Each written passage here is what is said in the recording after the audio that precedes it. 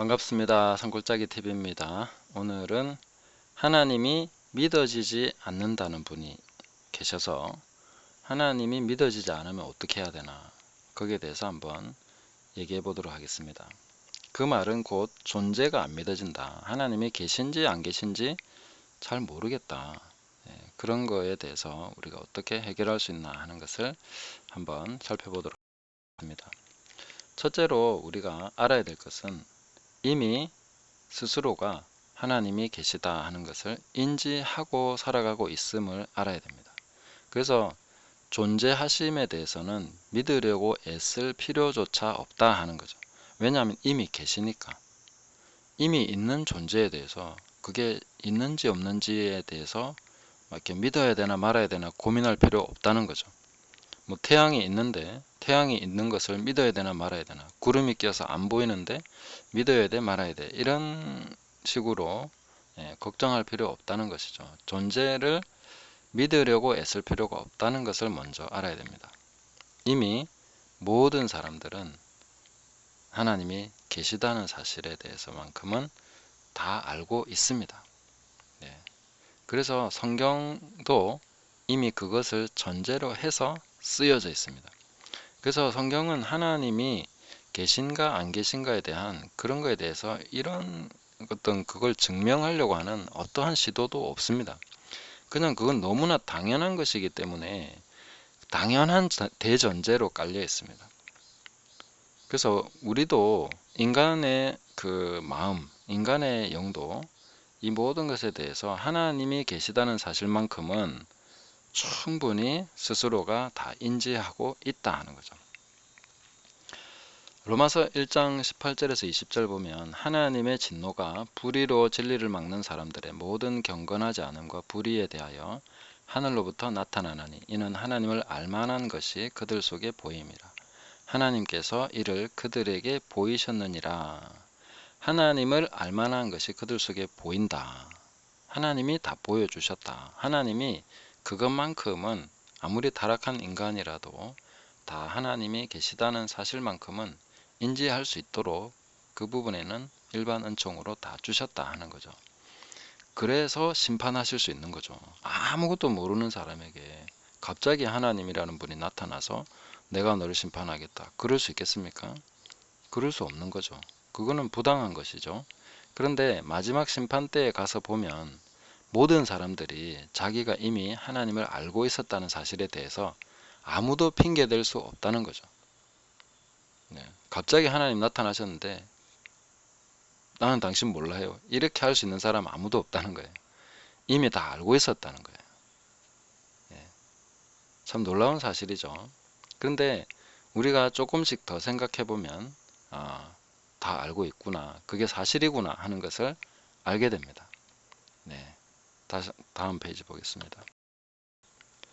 그러면 내가 하나님을 알고 있음을 어떻게 알 수 있을까? 한 4가지 정도 제가 생각한 것인데 더 많은 이야기들을 해볼 수 있을 것입니다. 자, 첫째로 보시면 우리는 때때로 하나님을 원망합니다. 하나님이 없다고 하면서도 계신지 안 계신지 모르겠다고 하는 사람도 원망합니다. 무슨 일이 생기면 굉장히 억울하고 분통 터지고 막 그런 이해 못할 그런 일이 생기면 아주 막연한데 어떤 대상에게 책임을 전가하고 싶어져요. 내 인생에 대해서, 이런 결과에 대해서, 왜 이런가에 대해서 원망하고 분노하고 책임 전가하고 이렇게 하고 싶은 거죠. 그러면 존재하지도 않는 그런 대상을 향해서 어떻게 분노할 수 있겠습니까? 알고 있기 때문에, 이미 존재하고 있다는 것을 다 인지하고 살아가고 있기 때문에 그래서 책임 전가하고 싶은 생각이 간절하게 일어나는 것이죠. 그리고 실제로 그렇게 하기도 하고요. 그렇습니다. 두 번째로 보면 영원한 것에 대한 갈망, 진실한 사랑에 대한 갈망, 아주 극히 선한 것에 대한 욕구, 이런 것이 존재하고 있다 하는 것을 압니다. 그 욕구가 있다는 것은 대상이 있다는 거거든요. 그런 대상이 있다는 거 알고 있어요. 그렇죠. 예. 다 죽는데 뭐 죽으면 끝인데 아무것도 없잖아. 이렇게 하는 분들조차도 속으로는 영원한 뭔가를 갈망하고 있고 세상의 불합리와 고통 가운데 있으면서 어떻게 생각합니까? 네. 이건 아닌데 뭔가 극히 선한 존재가 있어서 이런 것들을 바로잡을 수 있을 거라는 어떤 그런 희망 같은 것이 있습니다. 그런 욕구가 있다는 것이 바로 존재가 있다는 거죠. 대상이 있다는 것이죠.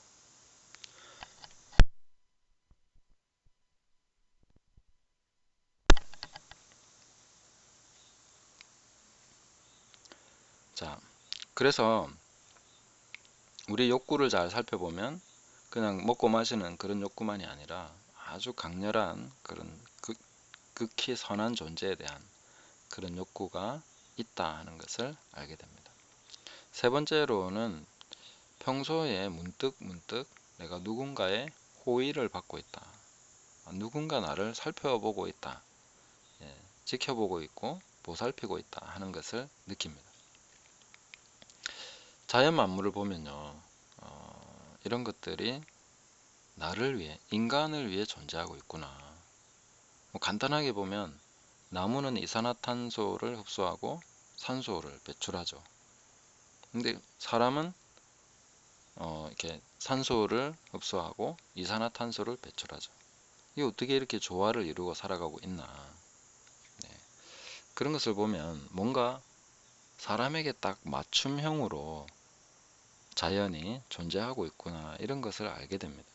그래서 뭔가 자연 속으로 들어가면 그래서 등산을 하고 뭐 숲속으로 들어가고 이렇게 가면 뭔가 내가 호의를 받고 있다. 뭔가 나를 위해 존재하고 있는 것들이 많구나. 그 가운데에서 안정감을 느끼고 뭔가 예, 나를 애워싸고 호의를 베푸는 그런 걸 느끼게 되는 거죠. 네, 그런 것이 전부 다 하나님의 존재에 대한 인식입니다. 그 다음에 네 번째로 보면 굉장히 다급하고 막다른 골목에 이르렀을 때 극단의 상황에서 우리는 누군가에게 손을 내밀죠. 누군가를 외쳐 부르게 되죠. 예, 그런 것이 이제 바로 하나님에 대한 인식이 있기 때문에 저 깊은 저변에서부터 나오는 그런 외침이 일어나게 되는 거죠. 네, 이런 것들 또 그 외에도 다른 생각해보면 많은 이유들을 볼 수가 있을 겁니다. 내가 하나님을 이미 인지하고 있네. 예, 그리고 하나님은 그냥 존재하고 있네. 내가 부정한다고 존재하지 않을 수 있는 게 아니지 않습니까? 뭐 태양을 부정한다고 태양이 사라지는 건 아니거든요. 내가 그냥 그런 사람일 뿐이죠. 부정하는 사람이 있을 뿐이지 태양은 여전히 존재하고 있는 것이죠. 그런 것과 같이 하나님을 부정하는 사람들이 있다고 해서 하나님이 사라지시는 게 아닌 거죠. 하나님은 이래나 저래나 여전히 존재하고 계신다.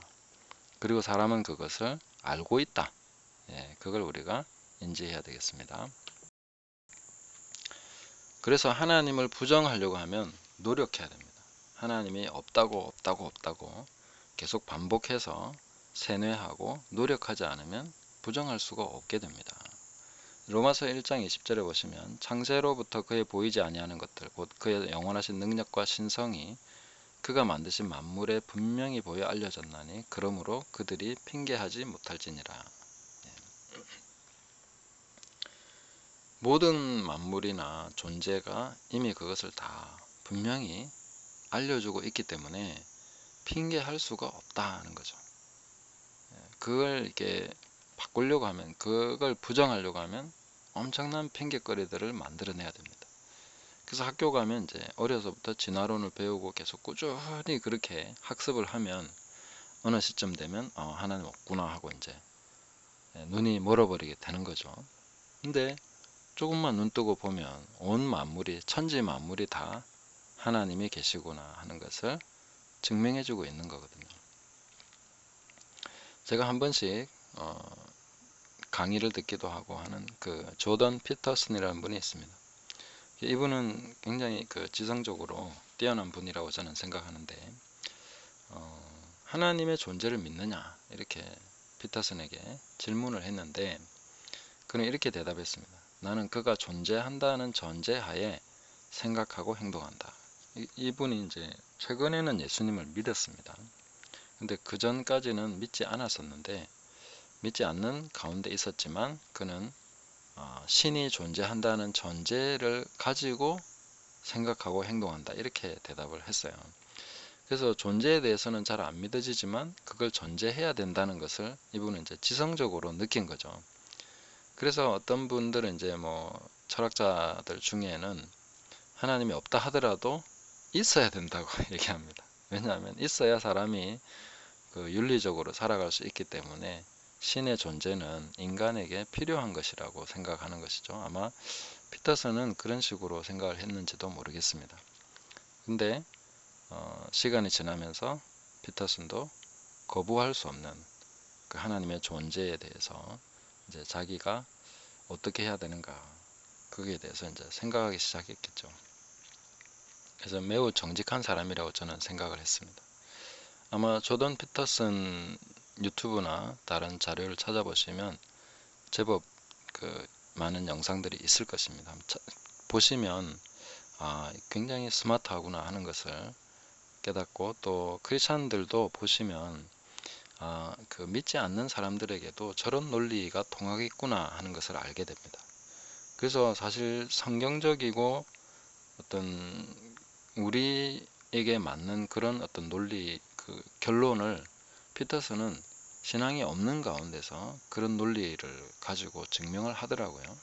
그래서 제가 참 귀중한 강의를 하신다는 생각이 들어서 한 번씩 듣고, 또 좀 그 논리 패턴을 저는 좀 배우려고 노력을 했습니다. 한번 들어보시면 유익하리라고 생각합니다. 그리고 후에 이제 예수님을 믿게 됐는데, 조던 피터슨은 이렇게 말을 했습니다. 나는 하나님을 믿는 것이 두렵다. 두렵다고 했습니다. 그러니까 막연하게 생각하던 그 존재를 이제 내가 믿는다라고 했을 때 그분을 이제 받아들인다는 거잖아요.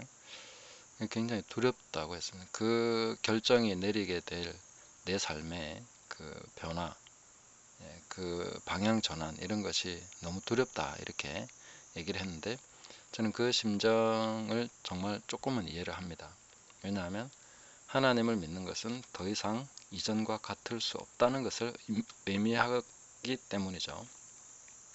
그래서 이전과 같이 못 삽니다. 자, 그래서 하나님을 믿고, 잠깐만요, 이게 어디로 갔지?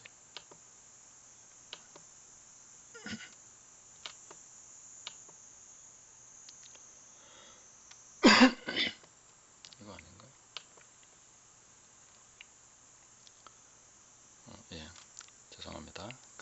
하나님이 존재한다는 것을 이제 내가 알게 됐다면은, 그러면 이미 나는 존재하지 않아서 못 믿는다고 생각했는데, 하나님이 존재한다는 것을 내 스스로가 이미 인지하고 있다는 사실을 자각했다면, 우리가 이제 하나님과 우리와의 관계에 있어서 중요한 것은 그분이 존재하느냐 안 하느냐가 문제가 아니라 그분과 어떤 관계를 맺을 것이냐, 어떤 관계를 맺을 것이냐, 이게 중요한 거죠. 그래서 로마서 1장 21절에 보시면 하나님을 알되 하나님을 영화롭게도 아니하고 감사하지도 아니하고 오히려 그 생각이 허망하여지며 미련한 마음이 어두워졌나니. 어떤 분들은 알기는 아는데, 그렇지만 하나님께 감사하고 영화롭게 하고 그러고 싶지 않은 거죠. 그래서 로마서 1장 28절에도 보시면 또한 그들이 마음에 하나님 두기를 싫어하며 하나님께서 그들을 그 상실한 마음대로 내버려 두사 합당하지 못한 일을 하게 하셨으니. 자, 하나님을 알기는 아는데 마음에 두고 싶지 않아요. 사실은 그 하나님을 나 못 믿겠다, 그분이 있는지 없는지 모르겠다 하는 그런 분들은 대부분 제가 봤을 때는 하나님께 대해서 반항하고 있는 그런 느낌이 많았습니다. 뭐 제가 리차드 도킨슨이나 이런 분들의 책도 좀 보려고 노력해 봤는데, 그 앞부분을 보다 보면 와, 이분은 그냥 반항아로 느껴지더라고요. 하나님에 대한 그 하나님의 존재를 부정하는 게 아니라 이 사람은 하나님이 계시다는 걸 분명히 알고 있다는 것을 저도 알았어요. 제가 리차드 도킨슨의 책을 보면서 분명히 알고는 있는데 그분을 향해서 엄청난 반항을 하고 있는 거예요. 싫다는 거지. 그런 것이 이제 사람의 마음이라는 것이죠. 하나님을 알기는 알지만 마음에 두고 싶지 않다. 그분에게 뭔가 통치, 지배 이런 거 받고 싶지 않다. 그러니까 이게 하나님에 대한 오해죠. 하나님은 우리를 막 지배하고 억압하는 분이 아닌데 그런 종교적 전통 속에서 자란 사람들은 그 반항심을 그런 식으로 가집니다. 그래서 그거는 하나님에 대한 오해에서 비롯된 것이죠. 매우 불행한 일이라고 생각을 합니다. 근데 좋은 소식이 있습니다. 내가 뭐 하나님과 무슨 관계를 맺어야 되나 이런 것을 생각하기 전에 뭐냐면은 그분이 먼저 나를 사랑하신다 이렇게 공표를 하셨어요. 이미 그것을 공개적으로 얘기하셨다는 거죠. 하나님은 공개적으로 얘기하시면 돌이키지 않습니다. 뒤에 가서 딴 말 하시지 않습니다. 취소하시지 않습니다. 그래서 이미 사랑하신다고 말씀하셨죠. 로마서 5장 8절에 보면 우리가 아직 죄인 되었을 때에 그리스도께서 우리를 위하여 죽으심으로 하나님께서 우리에 대한 자기의 사랑을 확증하셨느니라 이렇게 말씀하고 있습니다. 이미 확증하셨어요. 그리스도께서 우리를 위해서 죽으심으로 그 죽으심을 통해서 생명으로 확인하셨다 이렇게 말씀해 주고 있습니다. 그리고 요한일서 4장 10절에 보면 사랑은 여기 있으니 우리가 하나님을 사랑한 것이 아니요 하나님이 우리를 사랑하사 우리 죄를 속하기 위하여 화목제물로 그 아들을 보내셨습니다. 우리가 사랑한 게 아니고 하나님이 우리를 사랑하셨다. 이미 그렇게 하셨고 이미 모든 증거를 다 보여주셨다 하는 거죠. 그러면 우리가 할 일은 그 존재를 인정한다는 것보다는 그 사랑을 받아들이는 결정. 그게 바로 하나님을 향해서 올바르게 우리가 해야 될 반응이다 하는 거죠. 요한계시록 3장 20절에 보시면 볼지어다 내가 문 밖에 서서 두드리노니 누구든지 내 음성을 듣고 문을 열면 내가 그에게로 들어가 그로 더불어 먹고 그는 나로 더불어 먹으리라. 사형리의 영접 기도에 대해서 좀 비판하는 그런 분들도 많죠. 그렇지만 저는 그 영접 기도 자체가 잘못됐다고 생각하지는 않습니다. 왜냐하면 저도 이 말씀을 읽고 예수님을 영접했거든요.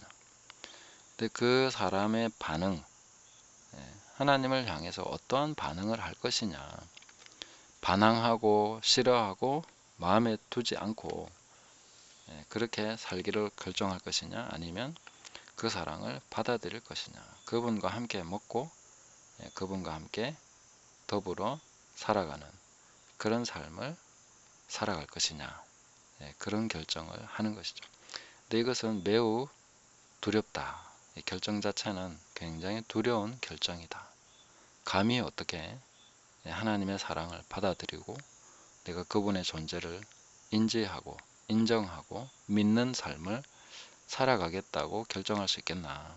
굉장히 큰 결정이죠. 이거는 일생일대의 중요한 결정입니다. 내가 결혼한다 하는 것보다 더 중요한 결정이죠.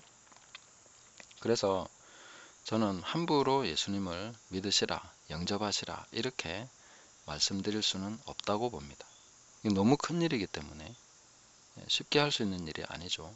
그렇지만 이것보다 더 중요한 것은 없고 또 이것보다 더 바람직한 것도 없다 이렇게 말씀드리고 싶고 저도 이 본문을 통해서 예수님을 영접했는데 그 이후로 사실 단 한 번도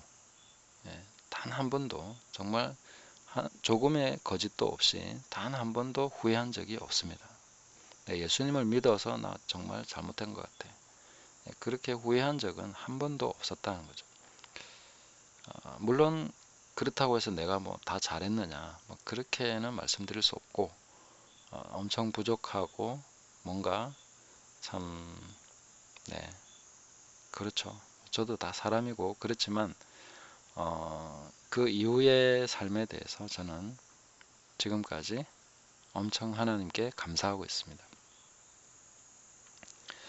그래서 그 사랑을 받아들이는 것이 우리가 해야 되는 결정이지, 뭐 있느냐 없느냐 가지고 논쟁할 필요조차 없습니다. 그런 논쟁은 사실 저는 잘 하려고 하지 않습니다. 왜냐하면 그 믿음에 관한 문제가 아니고 사실이기 때문에 그거 가지고 논쟁할 필요가 없다는 거죠. 네. 제가 홍근대인데 홍근대라는 사람이 이 지구에 존재하고 있냐 없냐, 그걸 누가 논쟁할 필요가 있습니까? 가서 만나보면 되는 거고, 가서 그 사람하고 얘기해보면 있는지 없는지 알 거 아닙니까? 그죠? 그 존재를 뭐 추적하고 그럴 필요 있냐는 거죠. 없습니다. 그래서 하나님은 이미 계시다. 그것을 우리가 모든 사람은 다 알고 있다. 그렇게 우리는 알 수 있고, 거기에 대해서 하나님과 어떤 관계가 설정돼야 되는가, 내가 하나님과 어떤 관계를 가질 것이냐, 반항하고 밀어내고 싫어하고 멀리할 것이냐, 아니면 그분을 가까이 하고 사랑하고 그 사랑을 받아들일 것이냐, 그것을 결정하는 것이 중요한 것이다. 이렇게 말씀드릴 수 있겠습니다. 자, 그럼 오늘 여기까지 말씀드리고, 거기에 대해서 결정하는 것은 각자의 몫이고 또 각자의 선택일 수밖에 없기 때문에 기도하는 마음으로 축복하면서 이 영상을 마무리하겠습니다.